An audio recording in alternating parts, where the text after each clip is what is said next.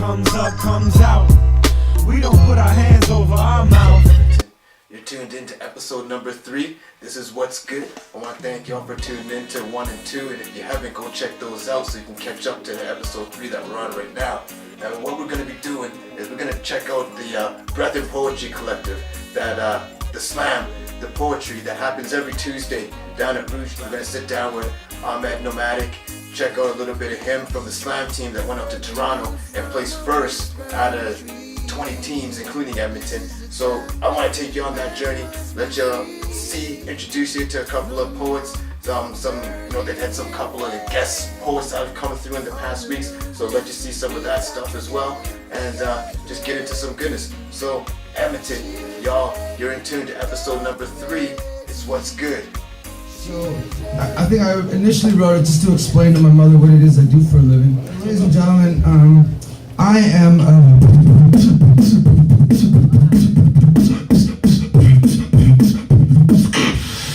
boxer. Each night as I step into the center, I'll be ready to sing.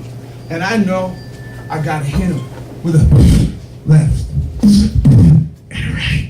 Left. Right, left, right, left, right, left, right, left, right, on a cold black night, left, right, left, right. I was still knocked out in the 5th round. What's up, Edmonton? You're tuned in to What's Good. It's your boy Kyrie Tafarai, and we are down in Rouge Lounge tonight. We're at a Breath and Poetry session that just actually finished up. Canadian Festival of Spoken Words that went on back in October, which went from the 11th to the 16th, and our Edmonton Slam team that I was telling y'all about that went in there and wrapped up number 1. So at this time, what I'd like to do is bring in my man Ahmed, aka Nomadic, on in. Word.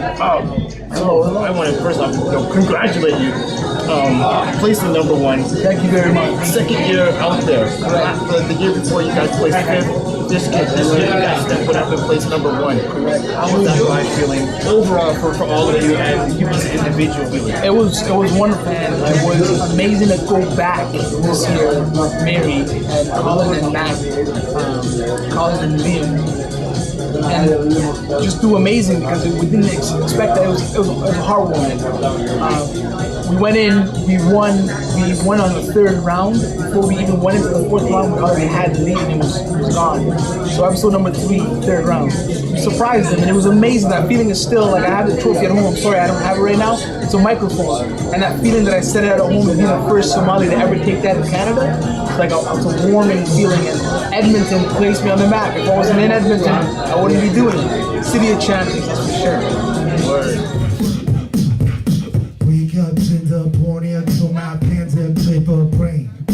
Pepper to my peers and rather be insane. Beam the tissue picks me. The flow ain't gonna make his found no more.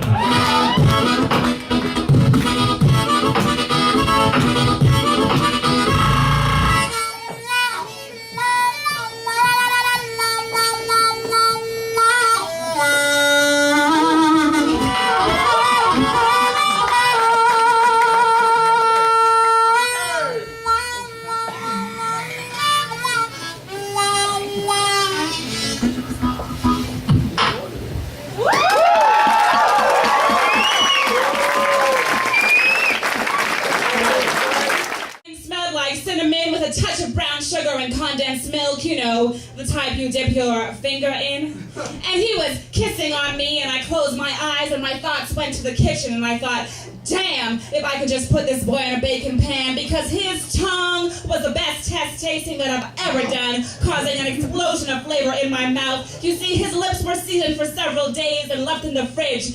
And they were so sweet and succulent, and it made me hotter than the fire on the stove, like when you fry fish, you know, when you put the splatter gun on. We were like oil mixed with water, and he was burning me all over my skin, and in a frenzy, I bit down on my lip, and my eyes flew open, and I thought, oh, shit. But to my relief, he seemed unaware of his demise, so I gave him an innocent look, and I flashed him a sexy smile, and right back back into the kitchen I went. You see, he was mixing with my emotions until they were the right consistency. I was low-fat, 0% carb, great-tasting Philadelphia whipped cream, and I screamed for ice cream. You see, it was a hot summer's day, but it felt like a cool winter's night. You see, he was dark-skinned, smelled like cinnamon with a touch of brown sugar and condensed milk. You know, the type you dip your finger in. Feeling going into this being your second year into the first round? How's everybody feeling when you first started off down there? Our anticipation wasn't to, we didn't go in there to win, which is good. We just went in to share our poetry and do better than the fifth spot we got last year. And so for us to be on the final stage, it was amazing. And I think that's what we came in with. So when we took the first place, it was more than lovely. So going in there, we weren't expecting to win, we were just expecting to do wonderful with our poetry. We did good tonight. How did they perceive you guys down there? What's the most awesome thing about any competition is when people don't value you or don't know who you are. That's what they love about Edmonton is they don't expect this type of poetry. Like many have said about Mary Pinkowski, amazing poet, but they're like, when I look at Mary, I don't expect soul to flow out of her mouth. But it does, right? So it's that expectation they already built of us, and then all we do is demolish and erect a brand new set of beliefs. So that's what's awesome about it. And it's crazy. Words. I love that whole thing. It's gotta be a surprise when you hear like this goodness coming out of people's mouths when you just have a stereotypical view of what you think is gonna be happening. So just to break that whole board down, it's a beautiful thing. You know what Trudeau would have said if he would have got caught doing a line in Coke and getting head in the Oval Office? Just watch me. This isn't a gossip column. I don't care if Margaret Silva Keith pitches Robert Plant or Jimmy Page, and it's not a put down to any man here tonight who's dating a woman half his age. This is about a woman with sapphire eyes and Ruby Tuesday cheeks, and about every man that shuts the fuck up and listens when their woman speaks. You can say what you want about Pierre Elliott Trudeau, but he stood up to America, and no prime minister except Diefenbaker has done that. As we watched as he pulled out Canadian peacekeepers from Vietnam, which gained them the highest honor in the world, to have Richard Nixon call him a fucking asshole on the Watergate tapes. Which makes me think, are we ever going to have someone rise up and lead us the same way again? Because his response to the impeached president have been called worse by much better men. Such an efficient killing machine we did create. It's animals we fear, but ourselves we hate. So much so we would rather die than change. Because everything is consumer-based. Who do they ask when they pass bylaws? Putting restrictions on product I spent good money for. I spent too much time and energy putting myself in debt just to have things I can't pay for yet. Because everything is consumer-based. Is it Jay-Z, Jehovah, Jesus? Sounds strange, but everything is consumer-based. Well, supply and demand, I demand we wage war. Because I don't want pesticides in my food no more. And even though I have the power, I set my sword to lay, neglecting my ability to make real change. Even though I know there are 2 elections that take place, I refuse to vote with my dollars, but put an X by the name of a man who could care less where some kids play, or even take the time to explain why education is in decay, why we can't stop funding wars and weapons trades. But when I vote with my dollars, that's when they get afraid. Because they know, like I know, and you now know, everything is consumer-based. Everybody out there, what's good? Episode 3, Robert and Nomadic. Edmonton Slam Team, #1, bringing it home in the second year.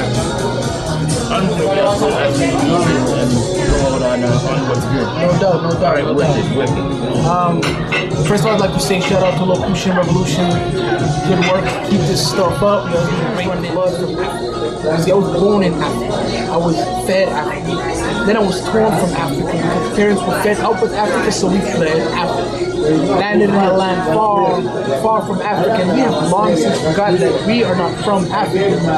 We are Africa. Remember, we come from a land where we were once kings and queens, and the trees use their vines and leaves and roses. There are waterbeds embedded with the essence of life.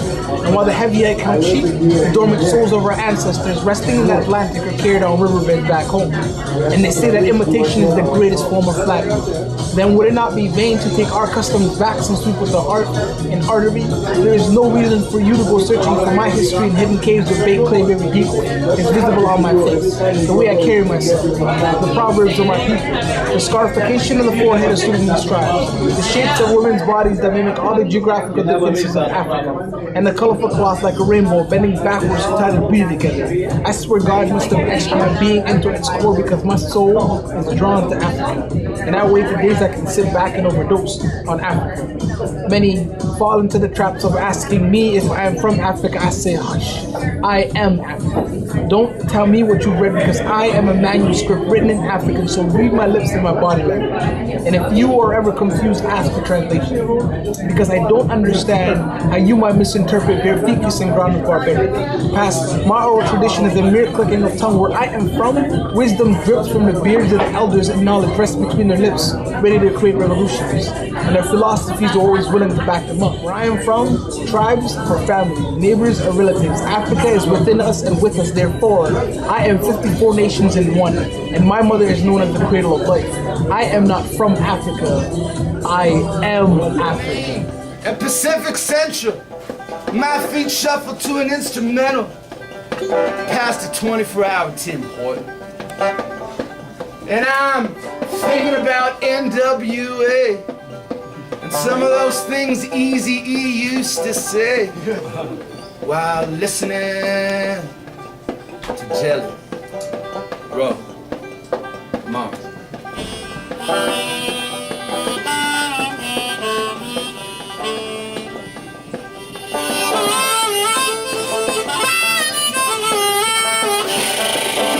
Oh, the French Saints, they're back on Boogie Street.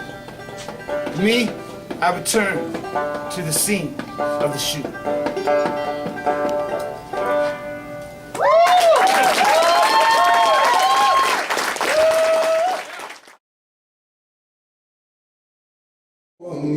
How would you tell them how you feel?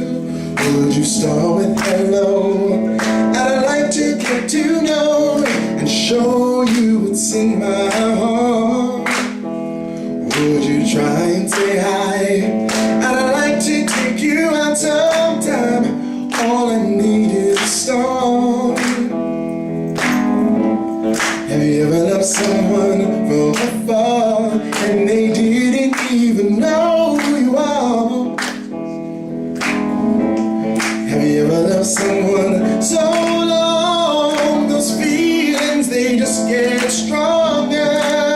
I'm kinda shy, would you like to take me out sometime? All I need is a start. Yeah.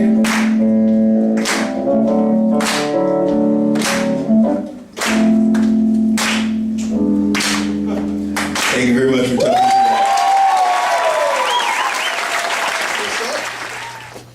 me. 3, 2, 1. Hell effing yeah.